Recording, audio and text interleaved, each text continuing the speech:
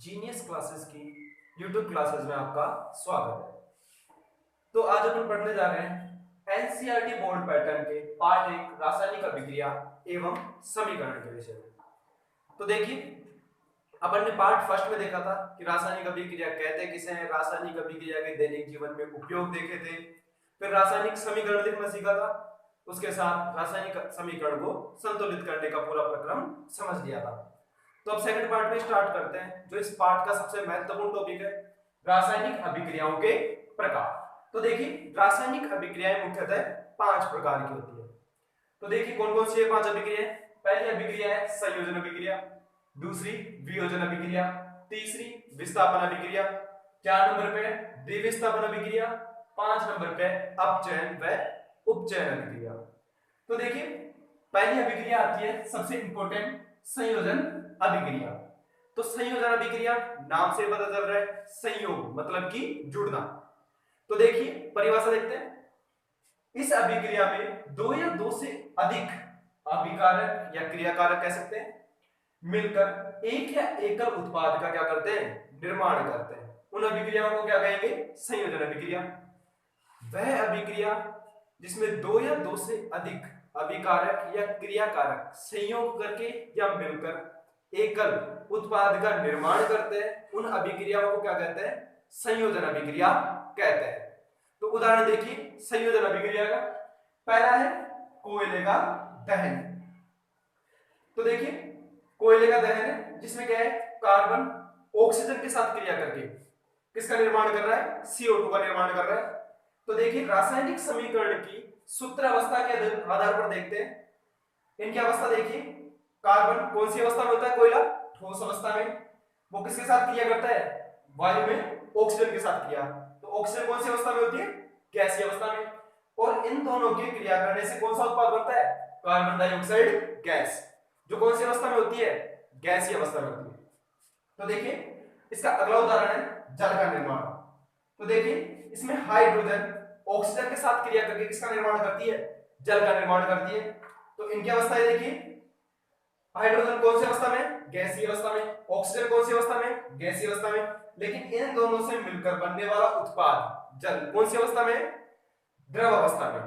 तो देखिए इस रासायनिक अभिक्रिया को कोई भी संतुलित करने की जरूरत नहीं पड़ रही थी, क्योंकि ये पहले से क्या थी, पूर्णतः संतुलित थी। दूसरी अभिक्रिया जल का निर्माण, इसको संतुलित करने का प्रक्रम देखिए। ये देखिए इधर से, इधर क्रियाकारक के पक्ष में हाइड्रोजन कितने, 2, उत्पाद के पक्ष में भी 2 है। इधर क्रियाकारक के पक्ष में ऑक्सीजन कितने, 2, और उत्पाद के पक्ष में कितने, 1। तो उधर की साइड भी क्या करना पड़ेगा, उसे 2 करना पड़ेगा। तो देखिए दोस्तों, इधर ऑक्सीजन कितने हो गए, 2, लेकिन हाइड्रोजन कितने हो गए, 4। तो उत्पाद के क्रियाकारक के पक्ष में भी कितने करने पड़ेंगे, 4। तो इस प्रकार ये अभिक्रिया क्या हो गई, संतुलित। तो अगली अभिक्रिया देखते हैं, वियोजन अभिक्रिया। देखिए दोस्तों, रासायनिक अभिक्रिया का दूसरा प्रकार है वियोजन अभिक्रिया। नाम से पता चल रहा है संयोजन का विपरीत है। तो संयोजन का अर्थ होता था जुड़ना, तो वियोजन का अर्थ क्या होगा, टूटना। तो देखिए इसकी परिभाषा देखते हैं, एक अभिकारक टूटकर दो या दो से अधिक उत्पाद में बदल जाए तो उसे क्या कहेंगे, वियोजन अभिक्रिया कहा जाएगा। मतलब कि एक अभिकारक जिसके ऊपर कोई प्रभाव डाला जाएगा, जिसके कारण वह टूटकर दो या दो से अधिक उत्पाद में बदल जाएगा, उसे क्या कहा जाता है भाई, वियोजन अभिक्रिया कहा जाएगा। तो वियोजन अभिक्रिया का सूत्र देखते हैं अपन। देखिए ये एकल क्या है, अभिकारक है, इसके ऊपर कोई प्रभाव डाला जाएगा जिसके कारण क्या हो जाएगा, दो उत्पाद के रूप में परिवर्तित हो जाएगा। तो ए अभिकारक टूटकर उत्पाद बी व सी के रूप में परिवर्तित हो जाएगा। तो देखिए वो प्रभाव कौन कौन से हो सकते हैं जिसके कारण वियोजन अभिक्रिया होती है। तो ये उसे एक प्रकार से कह सकते हैं वियोजन अभिक्रिया के प्रकार। तो वियोजन अभिक्रिया के प्रकार देखते हैं। पहला है ऊष्मीय वियोजन, वैद्युत वियोजन, व तीसरा है प्रकाशीय वियोजन। तो देखिए दोस्तों, पहला देखते हैं ऊष्मीय वियोजन। तो ऊष्मीय वियोजन में नाम से पता चल रहा है कि उसको क्या दी जाएगी, ऊष्मा। तो देखिए अभिकारक का ऊष्मा या गर्मी द्वारा किया गया वियोजन, मतलब कि अभिकारक है उसे क्या किया जाएगा, गर्म कर दो या दो से अधिक उत्पाद में क्या कर दिया जाएगा, बदल दिया जाएगा, उसे क्या कहा जाएगा, ऊष्मीय वियोजन कहा जाएगा। तो देखिए CaCO3 कैल्शियम कार्बोनेट को ऊष्मा देकर या गर्म कर कर कैल्शियम ऑक्साइड व कार्बन डाइऑक्साइड गैस में क्या कर दिया जाता है, परिवर्तित किया जाता है। तो कैल्शियम कार्बोनेट कौन सी अवस्था में होता है, ठोस अवस्था में। उसको ऊष्मा द्वारा कैल्शियम ऑक्साइड या बुझा हुआ चूना कह सकते हैं, वो कौन सी अवस्था में होता है, ठोस अवस्था, व कार्बन डाइऑक्साइड गैसीय अवस्था में परिवर्तित कर दिया जाता है। मतलब कि एक तरीके से कह सकते हैं जब कैल्शियम कार्बोनेट को गर्म किया जाता है तो वह बुझे हुए चूने अर्थात कैल्शियम ऑक्साइड में बदल जाता है। वह क्या, कौन सी गैस मुक्त हो जाती है, कार्बन डाइऑक्साइड गैस मुक्त हो जाती है। अगला प्रकार है वैद्युत वियोजन। कौन सा वियोजन, वैद्युत वियोजन। तो इसमें क्या नाम से पता चल रहा है, विद्युत धारा द्वारा होने वाला वियोजन। तो देखिए विद्युत धारा के प्रवाहित होने के कारण होने वाला वियोजन कौन सा वियोजन कहलाएगा भाई, वैद्युत वियोजन। तो देखिए इसका उदाहरण, जल। जल में जब विद्युत धारा प्रवाहित की जाती है तो वो हाइड्रोजन व ऑक्सीजन गैस में क्या हो जाता है, परिवर्तित हो जाता है। तो देखिए ये जो जल है वो कौन सी अवस्था में है, द्रव अवस्था में। वह हाइड्रोजन कौन सी अवस्था में, गैसीय अवस्था में। ऑक्सीजन कौन सी अवस्था में, गैसीय अवस्था में। और दोस्तों सबसे ध्यान देने वाली चीज है, आप कोई सी भी रासायनिक अभिक्रिया का जब प्रयोग करें तो उसको कौन से, संतुलित करके प्रयोग करें। तो देख सकते हैं ये रासायनिक अभिक्रिया पहले से संतुलित है, वह जो जल वाली अभिक्रिया है इसको अपन ने संतुलित करके लिखा है। ठीक है, अब आगे देखते हैं प्रकाशीय वियोजन अभिक्रिया का तीसरा प्रकार है प्रकाशीय वियोजन। तो पता चल रहा है कि इससे क्या होगा, वियोजन प्रकाश के द्वारा होगा। तो देखिए सूर्य के प्रकाश की उपस्थिति में होने वाला वियोजन क्या कहलाएगा, प्रकाशीय वियोजन। अपन इसको प्रकाश की उपस्थिति में होने वाला वियोजन कहें तो भी गलत नहीं होगा। तो देखिए इसका उदाहरण है एजीसीएल सिल्वर क्लोराइड का वियोजन जब सूर्य के प्रकाश द्वारा होता है तो वह सिल्वर तथा क्लोरीन गैस के रूप में वियोजित हो जाता है। तो देखिए भाई इसका इस अभिक्रिया का प्रयोग कहां होता है, ये बार बार पूछे जाने वाला प्रश्न है। इस अभिक्रिया का प्रयोग श्याम श्वेत फोटोग्राफी में होता है, मतलब कि ब्लैक एंड व्हाइट फोटोग्राफी में इस अभिक्रिया का प्रयोग होता है। तो देखिए अब आगे चलते हैं, रासायनिक अभिक्रिया का तीसरा प्रकार है संयोजन व वियोजन के पश्चात विस्थापन अभिक्रिया। तो देखिए विस्थापन अभिक्रिया, इसके भी नाम से पता चल रहा है, विस्थापन मतलब कि अपने स्थान से हटना। तो देखिए अपने स्थान से किस प्रकार हटेगा तत्व, इस अभिक्रिया में अधिक क्रियाशील तत्व कम क्रियाशील तत्व को उसके यौगिक से क्या कर देता है, विस्थापित कर देता है तथा स्वयं उसके स्थान पर क्या हो जाता है, जुड़ जाता है। अर्थात वह अभिक्रिया जिसमें अधिक क्रियाशील तत्व कम क्रियाशील तत्व को उसके यौगिक से विस्थापित कर स्वयं जुड़कर नया यौगिक बनाता है, कौन सी अभिक्रिया कहलाती है, विस्थापन अभिक्रिया कहलाती है। तो देखिए विस्थापन अभिक्रिया का उदाहरण, जब ये देखिए कॉपर सल्फेट के विलयन में जब अपन लोहे का टुकड़ा डालते हैं, कॉपर सल्फेट के विलयन में जब लोहे का टुकड़ा या आयरन का टुकड़ा डालते हैं तो वो क्या कर देता है, कॉपर को विस्थापित कर देता है तथा क्या बना लेता है, आयरन सल्फेट बना लेता है तथा कॉपर क्या हो जाता है, विस्थापित हो जाता है। तो देखिए जब Fe के साथ COSO4 की अभिक्रिया किसके साथ करवाई, फेरस के साथ करवाई तो क्या बन गया, फेरस या आयरन सल्फेट बन गया तथा कॉपर क्या हो गया, मुक्त हो गया।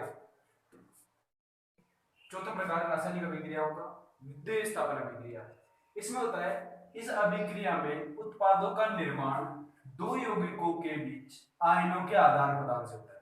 इसमें क्या होता है, दो यौगिकों के बीच उनके क्या होता है, आयनों का आदान प्रदान, पहले का आयन दूसरे यौगिक के साथ और दूसरे का पहले के साथ चला जाता है।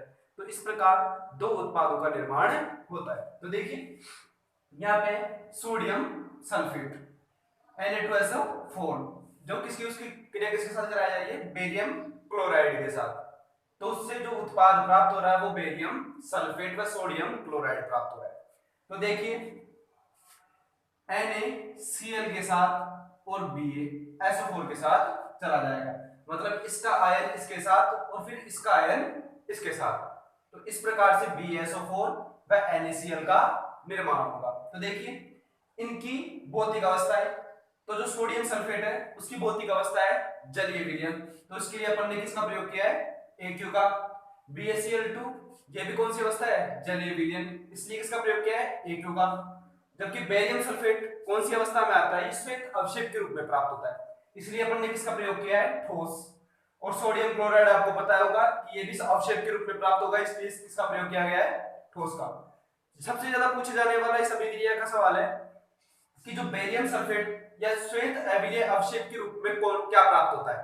तो देखिए बेरियम सल्फेट BaSO4 सफेद अविलेय अवक्षेप का निर्माण होता है द्विविस्थापन अभिक्रिया के तहत। देखिए रासायनिक अभिक्रिया का पांचों प्रकार और अंतिम प्रकार है उपचयन और अपचयन अभिक्रिया।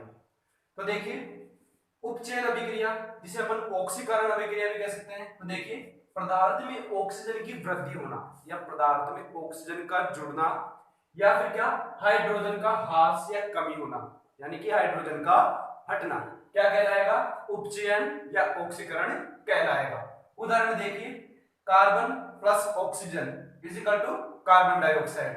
तो क्या हो रहा है इसमें, कार्बन के साथ ऑक्सीजन का संयोग हो रहा है, तो होने वाले अभिक्रिया का क्या नाम हो रहा है, उपचयन या ऑक्सीकरण। इस अभिक्रिया का क्या नाम होगा, उपचयन या ऑक्सीकरण। तो देखिए इसमें उपचयन किसका हो रहा है, सी का। इसमें सी का क्या हो रहा है, उपचयन हो रहा है, मतलब कि ऑक्सीकरण हो रहा है, इसके साथ ऑक्सीजन का संयोग हो रहा है। अगला प्रकार आता है अपचयन, इसका क्या बोल सकते हैं, हाइड्रोजनीकरण भी इसको कह सकते हैं। तो देखिए पदार्थ में हाइड्रोजन की वृद्धि होना या ऑक्सीजन का ह्रास होना यानी कि कमी होना क्या कहलाएगा, अपचयन कहलाएगा। मतलब कि वह पदार्थ जिसमें से ऑक्सीजन हटे और हाइड्रोजन का क्या हो, संयोग हो, उसे क्या कहेंगे, उपचयन कहा जाएगा। तो देखिए जब कॉपर ऑक्साइड की अभिक्रिया हाइड्रोजन गैस से करवाई जाती है तो कॉपर व जल का निर्माण होता है। तो देखिए इसमें क्या हो रहा है, जो कॉपर है उससे क्या हो रहा है, ऑक्सीजन हट रहा है, तो इसके कारण इसका क्या हो रहा है, अपचयन हो रहा है। अब इस अभिक्रिया को ध्यान से देखिए, इसमें हाइड्रोजन का क्या हो रहा है, ऑक्सीकरण हो रहा है, मतलब कि उपचयन हो रहा है। मतलब कि यह वह अभिक्रिया है जिसमें अपचयन व उपचयन दोनों सम्मिलित रूप से हो रहे हैं, तो उन अभिक्रियाओं को क्या कहा जाएगा, रेडॉक्स अभिक्रिया। वह अभिक्रिया जिसमें अपचयन व उपचयन सम्मिलित रूप से संपन्न हो उसे कौन सी अभिक्रिया कहा जाएगा, रेडॉक्स अभिक्रिया। अगला टॉपिक है दोस्तों दैनिक जीवन में उपचयन के प्रभाव, मतलब कि ऑक्सीकरण के प्रभाव। तो पहला है दोस्तों संक्षारण। संक्षारण मतलब है किसी भी वस्तु का धीरे धीरे खराब होना, उसका तात्पर्य क्या होता है, संक्षारण। तो देखिए जब कोई धातु आर्द्रता, वायु, पानी या फिर अम्ल आदि के संपर्क में आती है तब धातु क्या हो जाती है, संचारित हो जाती है। तो देखिए धातु के संचारित होने के उदाहरण देखिए, पहला लोहे पर जंग लगना। जब लोहे पर जंग लगती है तो धातु क्या होने लग जाती है, संचारित होने लग जाती है। चांदी के ऊपर काली परत चढ़ना, चांदी की धातु पर काली परत चढ़ना, तांबे पर हरी परत का चढ़ना, ये किसके उदाहरण है भाई, संचारण के उदाहरण है। लेकिन इनसे बचने के कुछ उपाय हो रहे हैं। देखिए उपाय, इनसे बचने के लिए क्या किया जाता है, धातु पर पेंट किया जाता है। धातु को संक्षारण से बचाने के लिए क्या किया जाता है, पेंट किया जाता है। और दोस्तों यशद लेपन किया जाता है, यशद लेपन। यशद लेपन से क्या समझते हैं, यशद लेपन का अर्थ होता है किसी धातु पर किसी अन्य धातु की परत चढ़ाकर सुरक्षित करना, यशद लेपन कहलाता है। अगला प्रभाव देखिए विकृत गंधिता। वसायुक्त और तेलीय खाद्य सामग्री वायु के संपर्क में आने पर अपचयित हो जाती है, जिससे उसके स्वाद व गंध में परिवर्तन हो जाता है। तो दोस्तों जो तेलीय खाद्य सामग्री जैसे चिप्स वगैरह ये होती है, वो क्या होती है, लंबे समय तक ऑक्सीजन के संपर्क में रहने पर उनकी स्वाद व गंध मतलब की खुशबू में परिवर्तित हो जाता है, तो वो भोजन एक तरीके से क्या हो जाता है, खराब हो जाता है। तो उससे बचने के लिए उपाय देखिए कि ऐसे पदार्थों को क्या कैसे रखा जाता है, नाइट्रोजन गैस में, नाइट्रोजन गैस में, नाइट्रोजन गैस में रखा जाता है। जो चिप्स के पैकेट आते हैं उनके अंदर नाइट्रोजन गैस भरी होती है, और उन जो चिप्स के पैकेट होते हैं उन्हें वायुरोधी बनाकर भी कैसे रखा जा सकता है, सुरक्षित रखा जा सकता है। साथ ही उनके अंदर उनको ठंडा करके भी उनको सुरक्षित रखा जा सकता है।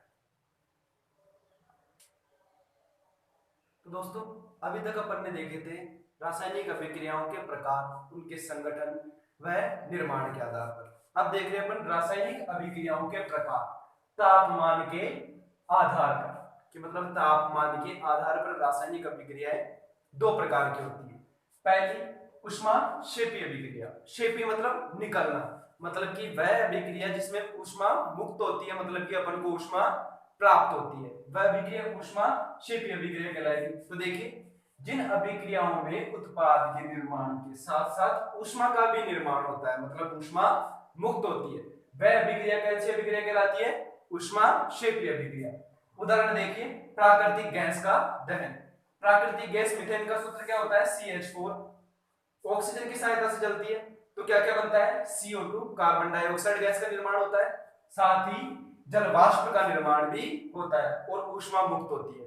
तो देखिए इनकी अवस्था, मीथेन गैसीय अवस्था में होती है, ऑक्सीजन गैसीय अवस्था में होती है, कार्बन डाइऑक्साइड भी गैसीय अवस्था में होती है और जल भी जल वाष्प के रूप में मुक्त होता है, इसलिए वो भी कौन सी अवस्था में होगा? गैसीय अवस्था में। और दोस्तों साथ में क्या ऊष्मा क्या होती है? ऊष्मा मुक्त होती है।